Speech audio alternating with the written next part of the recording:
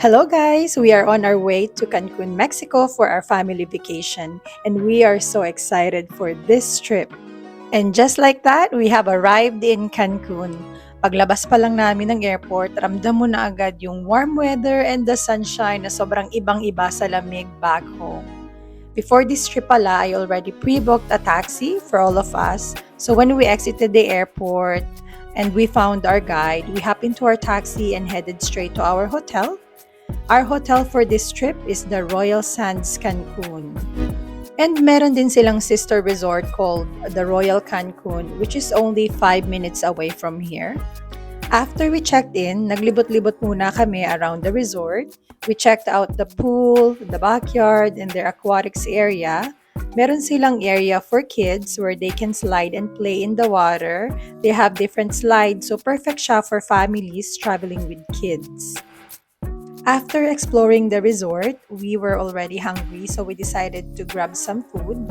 Kumain kami by the snack bar near the pool since this resort is all-inclusive. Meron silang restaurants around the pool where you can grab quick meals and snacks.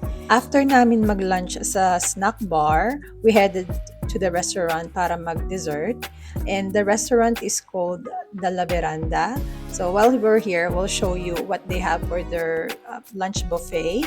And then this La Veranda, yung main restaurant ng resort, dito nila ginagawa yung mga big meals nila. This is where they serve their breakfast buffet, lunch buffet, and dinner buffet.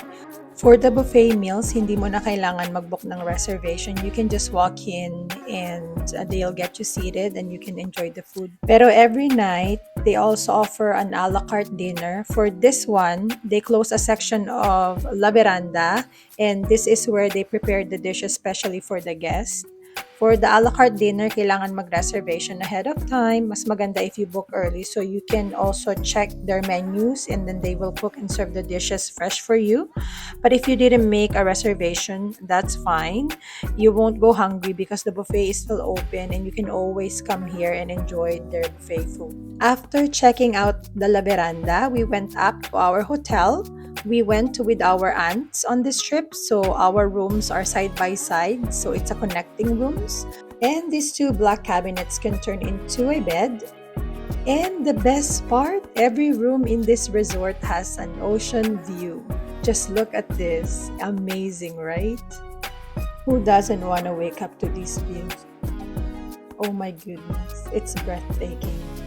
We also have one king bed in the room. And we have a full kitchen with appliances. So if you want to cook during your stay, you totally can. After namin maisettle yung mga gamit namin sa room, we headed down to the beach kasi gustong mag-swim ng mga bata for a little bit. They also wanted to experience the white sand. And here you can see the beautiful white sand of Cancun, Mexico. The sand is super soft and powdery, so perfect siya for walking barefoot or building sand castles. The water is also warm and clear, at saka yung waves niya very gentle, making it safe for kids to swim. So November is the perfect month to visit because the weather is hot but not too humid, and the water is nice and calm. Plus the beach was clean, so there's no sargassum or algae like you sometimes see in other parts of Cancun. One of the nicest things about the Royal Sands Cancun as well is this is a beautiful family-friendly resort. So the resort has a long stretch of private white beach that's great for swimming, sunbathing, or just relaxing. You can also enjoy activities like paddle boarding or kayaking if you want to be more adventurous. We took a lot of pictures and played in the sand while the kids enjoyed swimming. The beach here is perfect for families because it's safe, clean, and shallow enough for children to enjoy the water without worrying too much. After swimming for a little while, it was time for dinner. So pinrebook ko na tong dinner reservation when we checked in. So we had our dinner at the sister resort, the Royal Cancun, and they provided free shuttle to bring us there. And while we're here, nag-explore kami ng konti sa kanilang resort. We also walked along their beach area. The sand is soft pero may konting seaweed or sargassum kaya medyo iba yung feel compare sa beach ng Royal Sands. If you compare the two, kung may mga maliliit kayo na kids na kasama, mas nice talaga yung beach sa Royal Sands kasi malawak and private at super clean. Pero kung gusto mo naman ng quieter area to relax, I think you will enjoy the Royal Cancun. Perfect for strolling, taking photos, or just enjoying the water in a calmer vibe. After exploring and enjoying the beach, we headed to our dinner reservation at La Trattoria. This is their Italian restaurant. So here we are, excited to enjoy a delicious Italian meal and having a relaxing dinner before heading back to our resort. The next morning, pagkagising namin, we saw the sunrise and we were right in the middle of the resort. So kitang-kita namin yung sunrise straight from our room. We just felt so thankful and grateful to the Lord for giving us another morning to enjoy life and spend it together as a family. We just wish that our eldest daughter was here, but unfortunately, she's in university. Hopefully, next time she'll be with us. Cancun, Mexico is definitely one of our favorite places to visit. After soaking in the morning view, we had our breakfast at the buffet because we woke up early kasi we had our tour booked to Isla Mujeres. We grabbed some coffee, had a little breakfast, then headed straight to the lobby to meet our hotel pickup. So everything for our Isla Mujeres tour was pre-booked before we came to Mexico and it was super convenient. The hotel pickup was included, so all I had to do was show my reservation at the lobby and then we got into the shuttle. While heading out, we passed by some malls and realized how close our hotel is to the shopping areas. Maybe 5 minutes walk to the nearest mall. This is super convenient if you want to grab snacks, souvenirs, or just walk around. The shuttle made few stops to pick up the other guests and then finally brought us to the ferry terminal to check in for the catamaran tour. Once we arrived, I just showed the reservation number and the staff guided us straight to the boat. Everything was so smooth and stress free, which made the start of our day really exciting and easy. This is actually a catamaran tour going to Isla Mujeres. With this tour, everything is included, which makes it super convenient. They offer all inclusive drinks, both non alcoholic and alcoholic. So you can enjoy cocktails, pop, or juice for the kids while cruising.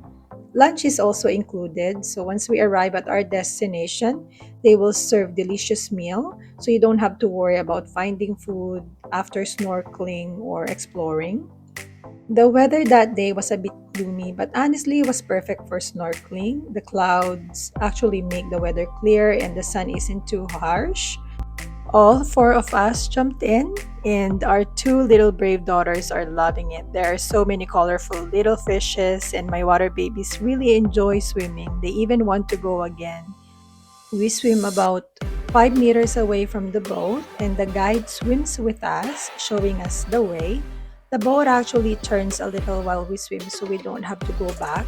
Even though our GoPro stopped working, the underwater scenery was absolutely breathtaking. We saw colorful fishes, coral formations, and even the famous underwater hand statue of Isla Mujeres. This tour is so much fun. It's a little adventurous and a little scary at first, but overall, it's really fulfilling and memorable experience that we highly recommend if you visit Cancun. And we finally arrived at Isla Mujeres. Pagdating namin, we were greeted by a simple lunch buffet. And like I said, this is part of the all-inclusive. They have tacos and they have pastas as well. So there are very few selections and I'd say it's very limited, but it's part of the inclusive so you don't have to worry about spending extra. But if you really want to experience the local flavors while exploring the island, there are also restaurants around Isla Mujeres where you can stop and enjoy more meals. And after namin kumain, we headed out to start exploring the island. The kids noticed this little gecko walking around. It's so cute. We then rented a golf cart para mag-tour around the island. Our goal was to explore as much as we can and see the different parts of the island. In our experience, driving the golf cart around town was not scary at all. You'll see locals, other tourists strolling, and the roads are safe as well. I'd say it's perfect for families or first time visitors that's wanting to explore the island. I feel safe when we were there. Our first stop during the golf cart tour was the Whale Shark Monument. This is a famous landmark dito sa Isla Mujeres at it's actually a tribute sa whale sharks na bumibisita sa area every year. The kids were excited to see it up close and we all took some photos para may memories ng visit namin. After that, we continued driving around the island. Makita mo yung mga locals walking around. We saw colorful houses, more local shops, palm trees, at streets lined with flowers. We saw ocean views, beaches, and then mga rocky cliffs. Our goal was to head toward Punta Sur sa southern tip ng island kung saan makita mo yung mga amazing cliffs and sculptures at panoramic ocean views. Maganda daw siya for photos at just yung natural beauty ng Isla Mujeres, dun mo makikita. Keep in mind, there's also a small entrance fee para makapasok sa Punta Sur area. Pero worth it kasi they maintain the place well. You'll see signage, walking paths, and safety railings sa cliff areas. Jade, my love! My bunso, my love. Ay, bless you. And little tips for you guys. When you come here, make sure to wear comfortable shoes kasi medyo maglalakad ka sa rocky paths. Make sure to wear sunscreen and hat, especially if it's sunny. Don't forget water, especially if you're touring the island on a golf cart. Go early if you want, less crowded and better photo opportunities. And always keep an eye on kids if you bring them kasi some cliffs are steep even with the railings. At isa sa mga pinaka-interesting things sa Punta Sur are the statues and sculptures na makita sa cliffs at walking paths. Yung mga statues na ito ay may cultural at historical significance. Some of them ay relative sa ancient Mayan gods or mythological figures kasi ang Isla Mujeres ay historically connected sa Mayan civilizations. So basically, bawat statue is a tribute to nature, culture, and history ng Isla Mujeres. So when you come here, aside from enjoying the views, you're also learning about the island's history and their culture and their connection to nature. And fun facts, geckos are very common dito sa tropical islands, especially sa Mexico kasi sila ay native sa area at love nila yung warm weather at humid environment. Kaya kahit saan ka maglakad, makita mo sila sa walls, roofs, at kahit sa paths, nandun din sila. They're also harmless sa human, and they actually help keep the bug population down. After exploring the top part of Punta Sur, we decided to walk down the path closer to the water. Yung path na ito goes along the cliff at safe siya kasi may mga railings and steps, but it still gives you that adventurous feeling of walking near the ocean.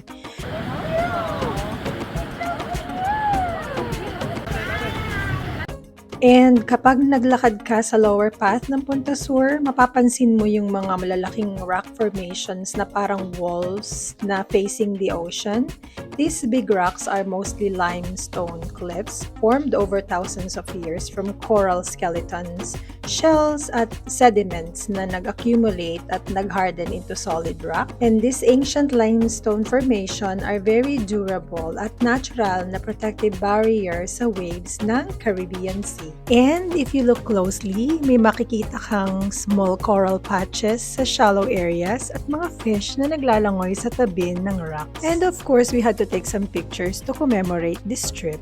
And then after that, we head straight to the Punta Sur sign and had another photo op kasi this is such an iconic spot dito sa island. And after all the walking and exploring under the hot sun, we treated ourselves to some local ice cream at a nearby shop. Super refreshing siya pagkatapos ng hours of walking around Punta Sur and touring the island. We tried different flavors, some tropical, some classic, and it was sweet, creamy, and a perfect little reward for our hard work. After we finished exploring Punta Sur, we headed back to the area where we were supposed to catch our ferry pabalik sa mainland.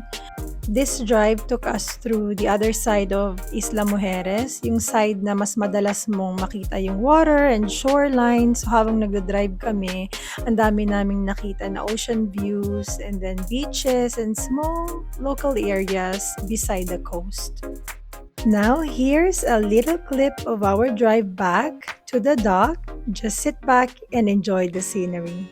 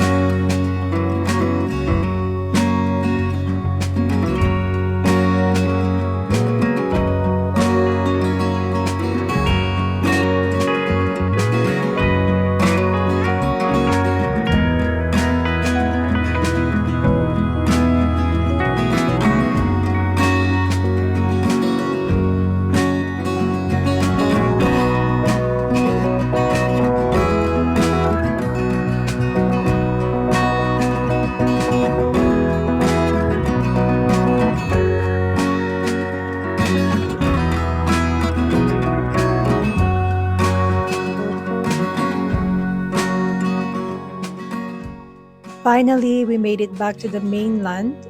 We headed towards our shuttle to bring us back to our hotel. By this time, the sun is almost setting and we are already exhausted. Pagdating namin sa hotel, dumaan muna kami sa buffet para mag-quick dinner. Hindi na rin kami nagtagal kasi pagod na rin sa biyahe. After kumain, dumiretso na kami sa aming suite para makapagpahinga.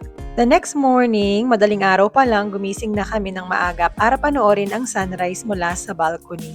After enjoying that moment, nagready na rin kami agad for our next stop and another adventure for the day. Then maaga pa lang, nag-rent kami ng taxi to bring us sa famous Cancun sign. The Cancun sign is located along Playa Tortugas, one of the most popular beaches in Cancun Hotel Zone area. Pagdating namin doon, diretso na kaming nagpicture kasi our only purpose to go there is to have a picture at the Cancun sign. And then the taxi driver even waited for us while we took our photos. So hindi na namin kailangan maghanap ng ride pabalik since we talked to him about that after we were done. Then he brought us back to the hotel. And then after visiting the Cancun sign, we went back to our resort to just enjoy and relax. We rented boogie boards and did some boogie board surfing. We ride the waves and had so much fun. Honestly, we spent more time at the beach than the pool. Whoa! Get out of it! That was a big one!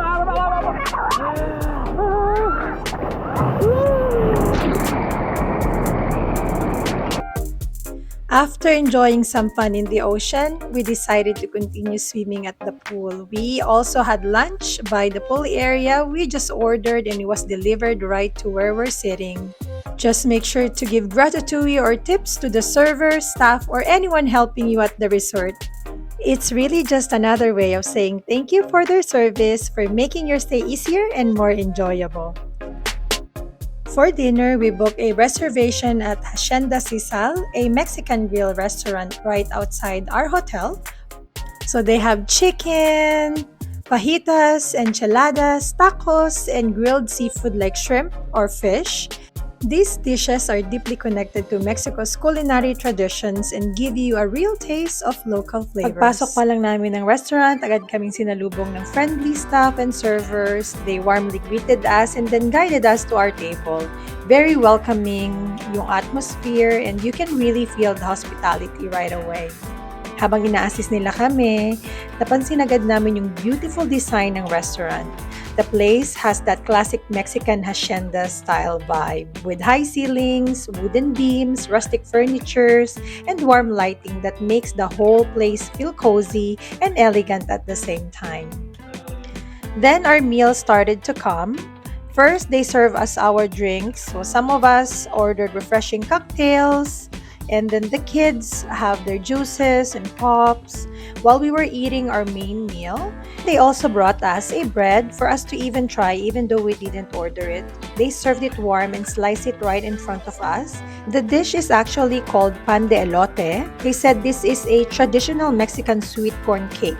They usually serve it on a hot skillet and then slice it thick, and then they served it with toppings like pickled onions and chili pepper on top.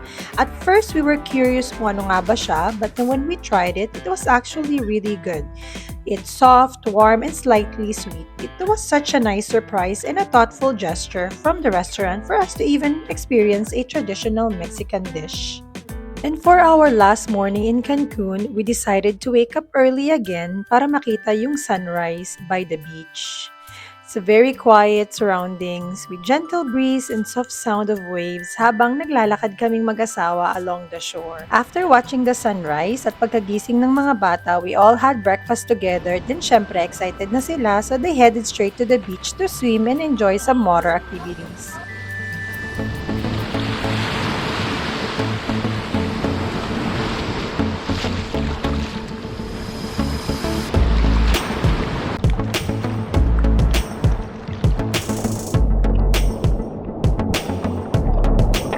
There's more wave, Julian. Oh! There.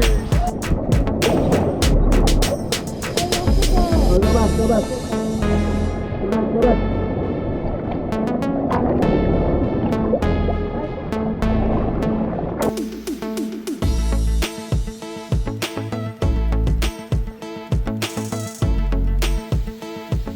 At pagkatapos makapaglaro at makapag-swim ng mga bata sa tubig, nag-freshen up kami, and then wala nang pahinga kahit pagod. Excited pa rin ang mga tong mag-explore, kaya nag-decide kami maglakad-lakad outside our resort. Remember, nung nag-tour kami sa Isla Mujeres, meron kaming nadaanan outside our resort na mall na very close sa Royal Sands Hotel. Kaya nag-decide kami na on our last day, pupuntahan namin yung mall para makabili ng souvenir items at makita na rin yung environment sa labas ng resort. And since ito na rin yung last night namin dito sa Cancun, dahil tomorrow morning we have a very early morning flight back to Canada. The walk from our hotel to the mall is just about 5 to 10 minutes, so it's a quick walk but very enjoyable. Habang naglalakad kami, sobrang interesting kasi nakita namin yung everyday life ng mga locals. Some are getting on the bus, going to work, and yung iba naman ay mga turista kagaya lang din namin. So it's just nice to see and feel the local vibe. For the kids, this is a very valuable experience. Nakikita nila ang ibang culture at ibang community. I wanted them to have this experience para i-open yung eyes nila to a different way of life. When you travel to different places, you really get to see how other people live their routines, their cultures, and how they interact with the environment. And after namin makabili ng pasalubong, we headed back to our hotel and had our buffet dinner. The dinner was really yummy and they had so much options for our last night, from fresh seafood and shellfish to steaks and roast beef. Talagang so much variety, kaya sobrang enjoy namin habang kumakain at savoring our final meal in Cancun. After our meal, we decided to stroll around the resort one last time, just enjoying the evening and soaking in the view before getting ready for bed. The next morning, we woke up very early for our flight back to Canada. It was so early that the restaurants weren't even open yet, but that was okay kasi our shuttle came right on time and picked us up from the resort. Pagdating namin sa Cancun Airport, we waited and had our breakfast before boarding. And that's it for our 2025 Cancun trip. I hope you enjoyed coming along with us, seeing the beaches, sunsets, culture, and all the little adventures. Thank you all for joining us and see you on to our next adventure. Paalam!